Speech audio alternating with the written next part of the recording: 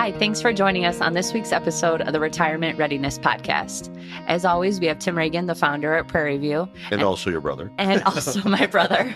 Maybe some people still don't know that. Yeah. I don't know. I think everybody knows, but... and I'm Katie Regan, the head of marketing here at Prairie View. And now Alex is going to be irritated because your real name is Katie Umland. I said Katie Regan. I'm Katie Umland, the head of marketing. I guess I just showed my cards. And Alex is my husband. Do we need any more family tree? Yeah. How about it? Dynamics? Well, today we are talking about the differences between a financial advisor and financial advisors on TikTok or TikTokers. Or any other social influencers. Yeah. And how they are different and what you should be paying attention to and what you should not be paying attention to. Although I think, Katie, that hopefully one day we'll be social influencers. I think I already maybe am a social I think so. That's right. Yeah. Today's episode, we're going to be Get Ready With Me. That's what influencers do. Get ready with me. Yeah. But I didn't know if you're going to next call yourself Katie Kardashian or Well, I'm Katie Regan already today, Katie Umland, so who knows what my name is. Yep. Okay, so often we'll see different social accounts, Instagram, TikTok, with people giving financial advice. And we have talked a lot about this and even debated ourselves, like, should we be on TikTok? Should we be on socials in that way? Because you can find a lot of really good content also, but it can also be scary knowing what is good, what's not good, what are we looking for here? So one thing that you mentioned when I had brought up a couple different videos that I had seen that was like, hey, this seems kind of cool.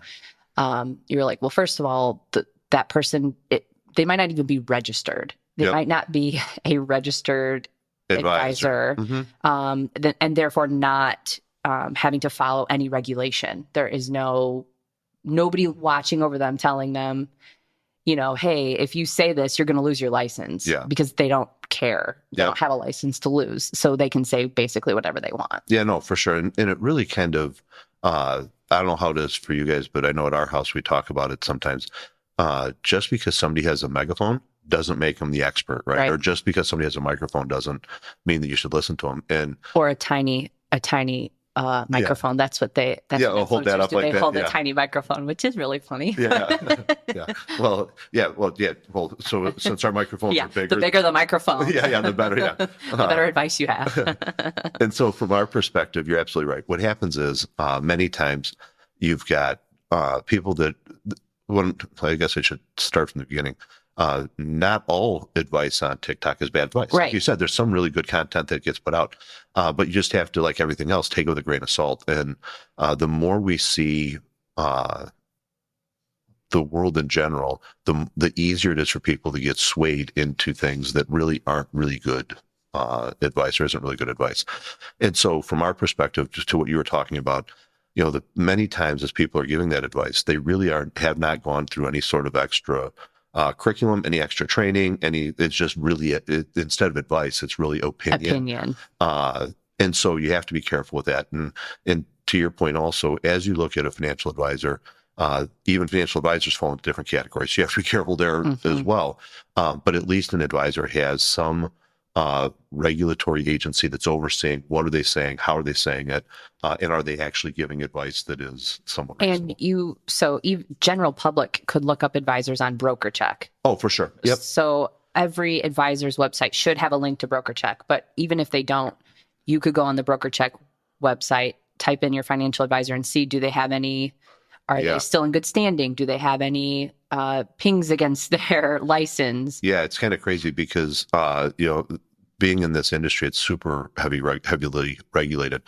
So to your point, BrokerCheck is done by one of our oversight boards, FINRA is who does it. And so you could go out there and from my perspective, I could feel almost like it's invasive because it says, did I have any financial hiccups along the way? Have I had any complaints? Personal, right? It tells you if you filed bankruptcy or any of that kind of stuff. So so the level of I wouldn't call it scrutiny, but the level of oversight that we have is pretty high. And so absolutely, you know that if there's an advisor that's giving you that advice, there's at least some due diligence you can do with that advisor to see, do they actually, is this somebody I should be listening to?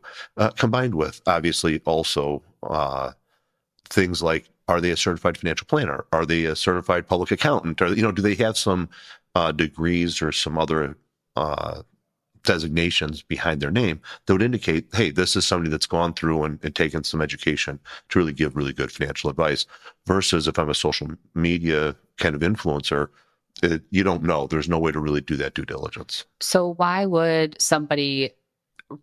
should they work with a financial advisor rather than collecting their own data from social influencers on or TikTok? Like, why should somebody come to a financial advisor rather than curate their own advice based on what they see online? Well, and obviously I'm a little biased being in the industry, right? But from our perspective, it kind of falls into that category of how many times have you tried to self-diagnose your symptoms through WebMD or the first thing is like, don't Google. Exactly. You definitely have cancer. You definitely have a brain tumor. Yes. Somehow leprosy has come back and your arm's going to fall off. I mean, it's and it's really kind of the same thing. We think a lot of times, and it's very common. We didn't come up with it; somebody else did, but kind of where knowledge falls into those three buckets: the things that I know, the things I know I don't know, then things I don't even realize I don't know. Which is scary. It is scary. And so a lot of times when people do try to say, hey, I'm going to do this myself, you find out a bit of information, but you don't always find out the ramification to that information until you've learned the lesson. Exactly. And so a seasoned financial advisor should be somebody that can help you to say, let me think about not only this decision, but what is the ripple effect of this decision, and into those areas of the things that I don't even know I don't know. Which is kind of funny, by the way. We're talking about this social influencer deal, but if we rewound the clock 20 years, we had people that were influencing clients with their decisions. A lot of times, though, it was the guy driving the forklift at the shop, or it was the secretary in the office, or it was people that still had their ideas. And so the number of times we'd have clients that came in that said, oh, I was told that I need to get out of XYZ and buy this, or I need to, I should always put money into a Roth IRA, or whatever the bit of information that was coming in. Because they read a newspaper article. Or they read a book or a chapter of a book. That's right. It's just a different medium. And there's, so that's not new. It's just, how are people getting it? Sure. And much more mass quantity at your fingertips. Yeah. Constantly. Okay. So I've always wondered, like, how do these influencers make money? Like, and how do you make money? But is it like, are these influencers influenced or just pushed to lead people in a certain direction because they might get paid for that like, suddenly these influencers are advertising this app you should use because they get 10% of all downloads. You know what I mean? Like, how? Yeah. And so I don't know that world completely, but I do know that things that drive revenue for them are views. So the more views, the more subscribers, that I know that there's a revenue stream for them with that. I also know that there are times that, not necessarily in the financial influencer space, but in the product review, product influencer space, I know that, they all have these clicks or these links. Hey, click through and you can buy this product. There's commissions that are paid when that happens. And so it's not really fiduciary. No, not in the long shot. And so really, if you think about it, it's kind of like, I think a lot of times about the old newspaper business, or even if you think about news on TV, the headline is never, the stock market went down a little today. No, the stock market plunged or the stock market took off, because those headlines is what sells papers. Get more reaction. Exactly. It gets more views, gets more clicks. And so as a social influencer, a lot of times it's, how do I drive clicks? How do I drive views? Because that's what's going to drive my revenue. And so which is slightly different from a financial advisor perspective, you have advisors that fall into different categories or different types. You have some advisors that their job is to offer you products for sale. And they have to make sure, and so I should probably clarify, a financial advisor in this case, what we're talking about is investment advice, not necessarily insurance advice and things, because those also advisors can provide, but I'm talking specific to investment advice. You have some advisors that represent companies or will represent a product line, and they'll offer those products for sale. They have to make sure that that product is what would be suitable to a person, and they get a commission many times for that, for helping with that. Other advisors, and this is the category that that we fall into, and because we fall into, we probably think it's the right category, but it's a category of being a fiduciary, and what that means is that as people come to us for advice, our responsibility is to do what is in their best interest. It doesn't matter if I've got a great product on the shelf. It doesn't matter if I can make a big commission. It does. My responsibility is to do what is in their best interest. And so many times what will happen is you'll actually see those types of advisors receiving compensation from the client to help them make those decisions, whether it is in the form of a management fee or it's in the form of, I'm going to just write you a check to give me advice, type of thing. But it's very clear the client is paying that advisor for the advice that they're getting. Anytime there's any sort of a conflict of interest in that, the advisor has to let the client know, hey, there's a conflict of interest here. Just so you know, this is swaying potentially my advice. So, okay. I'm feeling like maybe it's coming off that I think that, social influencers or TikTokers is a bad thing. And I just want to put on the record, I would love to be an influencer. So I'm not saying. Well, not just that, but how many? So I'm not a huge TikToker. However, my kids are, and so the number of TikToks that I get from the kids that are like, "Oh, check this out, Dad," it's like unreal, and I would never want to shut that down. So we're not coming down on them. No. And same thing with I think we talk a lot of times about, I can just look it up on YouTube and there's a video on how to do exactly. it. Love it. I mean, the amount of times that I've fixed things, done things that have saved me huge. And so by no means is it saying that you only get bad advice there. Yes. It's just you have to know what you're looking at. Look for. Yep, absolutely. And know that there's a difference between the TikTok that makes me laugh because the dad sits there and gets punched in the head with the can or whatever, versus I'm taking some serious retirement advice or what have you. So, and I mean, it can still warrant a start of a conversation with 100%. Your financial advisor. 100%. Say hey, I saw this, seems cool and legit, poke holes in this, or what am I missing? Yeah, we just talked about one in the office a couple weeks ago where they were talking about high interest savings accounts or high yield savings accounts. And that's something absolutely, because they're encouraging people, if you've got some money sitting in a savings account, don't just leave it in a low yield savings account. There are high yield savings accounts that are out there.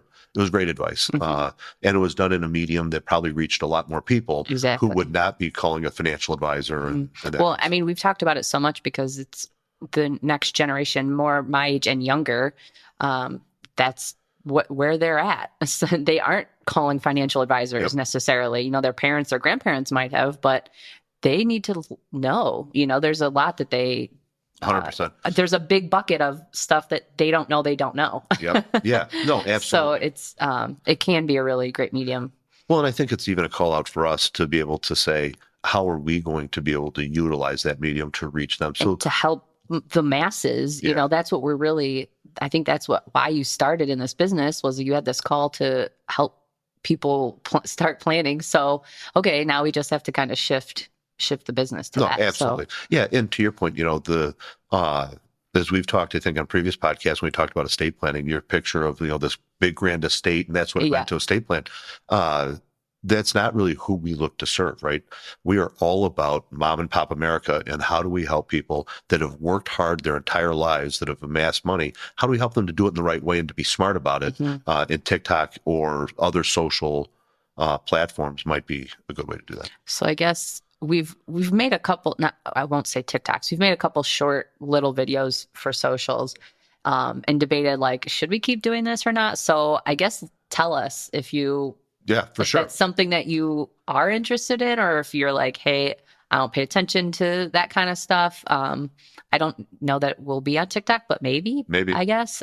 So let us know if that's something that you're interested in, or if you're like, hey, send it to my grandkids. But really, I've been really wanting to veer a little bit off, and I would love to have a TikTok channel that is all about beef sandwiches. And so we have a lot of content for that. That's plenty. And so sorry, I have to work today. I have to... Go eat my beef sandwich. You could do beef sandwiches, I'll do hot dogs. Pizza. Okay, yeah, we have a lot. Okay, so is there any final thoughts that so the only thing that we would suggest is as you get that information, don't just, like everything else, don't use single source information, right? You see a social influencer that's talking about something, just do a little bit more due diligence, make sure that it is the right thing and a good thing. I keep thinking about, it's kind of evolved. It used to be emails and still is, but when you get a sketchy looking email, you look at who sent it to you. What's that email address look like? And it's kind of the same thing with just look at that TikTok account, look at that Instagram account. What's their handle? Who are they following? Who are they? Just do a little bit more, or look them up on Broker Check. Exactly. Well, in today, if they're on TikTok, they've got a social presence. So usually, even just a quick Google search will give you some more background into what this person is, and if they're also doing TikTok on beef sandwiches, they're probably knowledgeable and know what they're talking about. Yeah, that's right. So, well, thank you so much for joining us on this week's episode of the Retirement Readiness Podcast. We hope you found some of it valuable. Maybe you inspired you to get a beef sandwich. If so, invite us. And we hope to see you soon. And like I said, if you liked any of this content, please like and subscribe our YouTube and our Facebook page. We hope you can help you to live your legacy with confidence. Be well. Be well.